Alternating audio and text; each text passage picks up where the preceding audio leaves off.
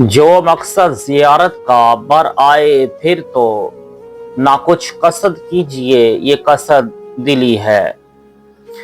امام عشق و محبت حضرت رضا بریلوی رحمۃ اللہ تعالی علیہ اس شعر میں اپنے آقا مولا صلی اللہ علیہ وآلہ وسلم کی مزار اقدس کی زیارت کی تمنا کرنے کے ساتھ اس بات کا بھی اظہار فرمایا ہے کہ زہ نصیب شہنشاہ کونین صلی اللہ علیہ وآلہ وسلم کے روضہ انور کی زیارت کا مقصد پورا ہو جائے تو اس مقصد کے پورا ہونے کے بعد پھر کسی خواہش کے پورا ہونے کی کوشش بھی نہ کروں گا۔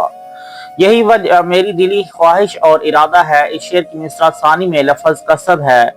قصد کا دو مرتبہ استعمال کیا گیا ہے۔ پہلی مرتبہ جو لفظ قصد ہے وہ کوشش اور سعی کے معنی میں ہے، اور دوسری مرتبہ جو لفظ قصد ہے وہ ارادہ اور خواہش کے معنی میں ہے۔ دونوں لفظ قصد حروف اور اعراب کے اعتبار سے مساوی ہیں، لیکن معنی و مطلب کے اعتبار سے جدا اور مختلف۔ لہٰذا یہ شعر فن شاعری کی صنعت تجمیز کامل کا شعر ہے۔ دونوں لفظ قصد اسم ہے۔ اس شعر میں حضرت رضا بریلوی رحمۃ اللہ تعالی علیہ روضہ انور کی زیارت کی تمنا کر رہے ہیں، اور ہر عاشق نبی کی یہی آرزو ہوتی ہے کہ اپنے پیارے آقا مولا صلی اللہ علیہ وآلہ وسلم کی مقدس آرامگاہ کی حاضری کا شرف حاصل کروں۔ دربار رسالت کی حاضری اور زیارت کی بے شمار فضیلتیں اور برکتیں ہیں۔ کئی احادیث میں زیارت روضہ انور کی تاکید کی گئی ہے اور زیارت کرنے پر اجر عظیم کی بشارت بھی دی گئی ہے۔ چند احادیث کریمہ پیش کرنے کی سعادت حاصل کرتا ہوں۔ حضور اقدس صلی اللہ علیہ وآلہ وسلم نے ارشاد فرمایا، من زار قبری واجبت لہ شفاعتی، یعنی جو شخص میری قبر شریف کی زیارت کرے اس کے لیے میری شفاعت واجب ہے۔ شفیع المذنبین شہنشاہ کونین صلی اللہ علیہ وآلہ وسلم فرماتے ہیں کہ یعنی جو شخص میری زیارت کے لیے آئے اور میری زیارت کے سوا اس کو کوئی حاجت نہ ہو تو وہ مجھ پر واجب ہے کہ قیامت کے دن اس کا شفیع ہو جاؤں۔ حضور اقدس صلی اللہ علیہ وآلہ وسلم ارشاد فرماتے ہیں کہ جس نے حج کیا اور پھر میری قبر کی زیارت کی، میری وفات کے بعد وہ ایسا ہے جیسے کہ اس نے میری حیات میں میری زیارت کی۔ حضور اقدس صلی اللہ علیہ وآلہ وسلم ارشاد فرماتے ہیں کہ جو شخص ارادتاً میری زیارت کرے گا قیامت کے دن میرا پڑوسی ہوگا، اور جو حرم مکہ یا مدینہ میں مرے اللہ تعالیٰ اسے قیامت کے عذاب سے امن میں رکھے گا۔ حضور اقدس صلی اللہ علیہ وآلہ وسلم کی آستان پاک کی زیارت علماء دین کے نزدیک بالاتفاق قولاً و فعلاً بہترین سنن اور موقع ترین مستحبات میں سے ہے۔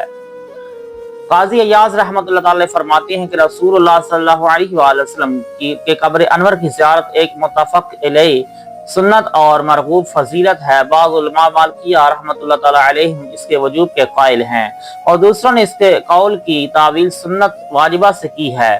گویا سنت واجبہ سے مراد سنت موقدہ غایت تاکید ہے۔ امام اعظم ابو حنیفہ رحمۃ اللہ تعالی علیہ کے نزدیک زیارت روضہ اقدس بہترین مستحسنات اور موقع ترین مستحبات اور درجہ واجبات کے قریب ہے۔ حضور اقدس صلی اللہ علیہ وآلہ وسلم کی مزار اقدس کی زیارت کے لیے صحابہ کرام، تابعین، تبع تابعین، ائمہ دین اور صالحین کرام رضوان اللہ علیہم اجمعین نے دور دراز سے سفر کیے ہیں اور دیگر لوگوں کو بھی زیارت کی ترغیب دی ہے۔ امیر المؤمنین خلیفۃ المسلمین حضرت عمر فاروق اعظم رضی اللہ تعالی عنہ نے جب ملک شام فتح کیا اور بیت المقدس کے باشندوں سے صلح کی اور کعب احبار رحمۃ اللہ تعالی علیہ نے اسلام قبول کیا تو حضرت عمر فاروق رضی اللہ تعالی عنہ کو ان کے اسلام لانے سے بے انتہا مسرت ہوئی۔ واپسی کے وقت امیر المؤمنین نے کعب احبار سے فرمایا کہ کعب اگر چاہو تو ہمارے ساتھ مدینہ چلو اور سرور انبیاء صلی اللہ علیہ وآلہ وسلم کی زیارت کر لو۔ کعب احبار نے کہا بہت خوب اے امیر المؤمنین، میں ایسا کروں گا۔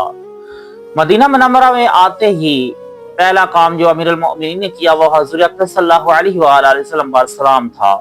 قارئین کرام اس واقعہ کو بغور مطالعہ فرمائی کہ سیدنا فاروق اعظم رضی اللہ تعالی عنہ حضرت کعب احبار کو ملک شام سے صرف گنبد خضرا کی زیارت کے لیے دعوت دے رہے ہیں، اور کعب احبار اسے قبول کر رہے ہیں۔ اگر دربار رسالت صلی اللہ علیہ وآلہ وسلم کی حاضری کی نیت سے ہی سفر کرنا ممنوع ہوتا تو حضرت فاروق اعظم رضی اللہ تعالی عنہ ہرگز کعب احبار کو صرف زیارت کے لیے سفر کرنے کو نہ کہتے۔ حضور اقدس صلی اللہ علیہ وآلہ وسلم کے پردہ فرمانے کے بعد حضرت بلال رضی اللہ تعالی عنہ ملک شام چلے گئے اور ایک مدت دراز تک بارگاہ رسالت کی حاضری کے لیے نہ آئے تو خواب میں حضور نبی رحمت صلی اللہ علیہ وآلہ وسلم نے حضرت بلال رضی اللہ تعالی عنہ کو زیارت کے لیے مدینہ منورہ آنے کا حکم دیا۔ حضرت بلال ملک شام سے سفر صرف اور صرف زیارت روضہ اقدس کی نیت سے سفر کر کے مدینہ طیبہ آئے۔ یہ طویل واقعہ شعر نمبر 111 قافلے نے سوئے طیبہ قمر آرائی کی تشریح میں ملاحظہ ہوگا انشاءاللہ۔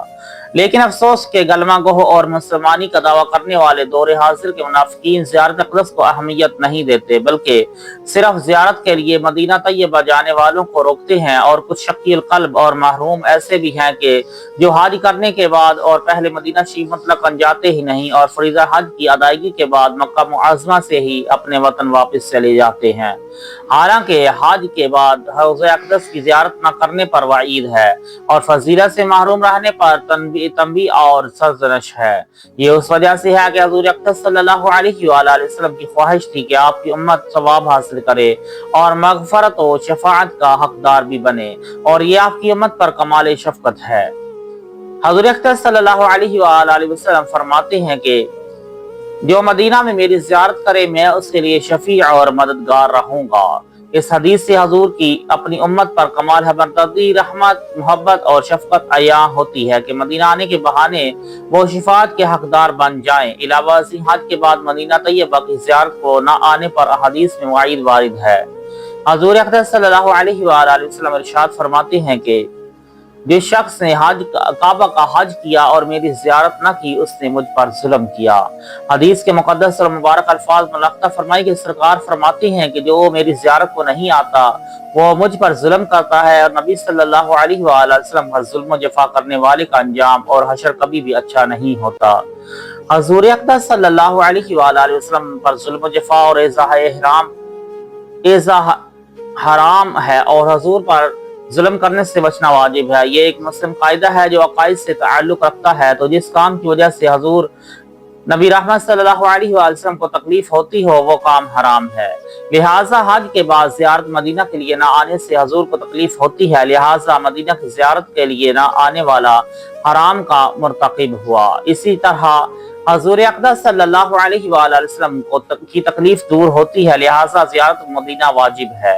میری اس گفتگو میں قطعاً مبالغہ و غلف نہیں۔ میرے اس دعویٰ کی دلیل ملت اسلامیہ کی ذی علم و ذی مرتبت شخصیت محقق علی الاطلاق حجت اللہ فی الہند عاشق رسول حضرت شاہ عبدالحق محدث دہلوی رحمۃ اللہ تعالیٰ کی شہادت و تائید ہے، اور ایسا ہی ایک حدیث میں وارد ہے۔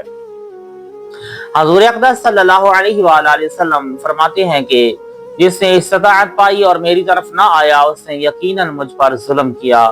صاحب محاب فرماتے ہیں کہ یہ حدیث مبارکہ ترک زیارت کے حرام ہونے میں ظاہر ہے، اس لیے کہ ترک زیارت میں حضور اقدس صلی اللہ علیہ وآلہ وسلم پر جفا و ایذا ہے، اور حضور اکرم صلی اللہ علیہ وآلہ وسلم پر جفا و ایذا بالاجماع حرام ہے، لہٰذا ازالہ جفا واجب ہے، اور وہ زیارت سے ہی ہو سکتا ہے، اس لیے زیارت واجب ہوگی۔ اور حضرت رضا بریلوی رحمۃ اللہ تعالیٰ علیہ کی شفاعت کا رحمۃ اللہ تعالیٰ اس شعر میں یہی تو فرماتے ہیں کہ اگر مدینہ کی حاضری کا مقصد بر آیا تو اس زیارت کے طفیل آقا مولا صلی اللہ علیہ وآلہ وسلم کی شفاعت کا حقدار ہونے کا شرف حاصل ہو جائے گا، اور اس کے حصول کے بعد پھر کسی بھی مقصد کی خواہش نہ رہے گی۔ اسی لیے تو آپ ہر وقت دیار نبی صلی اللہ علیہ وآلہ وسلم کی حاضری کے لیے بے چین و بے قرار رہتے تھے، اور ایک نعت میں یہاں تک فرمایا ہے کہ جان و دل ہوش و خرد سب تو مدینہ پہنچے، تم نہیں چلتے رضا سارا تو سامان گیا۔ اللہ تعالی ہم سب کو مدینہ شریف کی زیارت بار بار نصیب فرمائے، آمین یا رب العالمین۔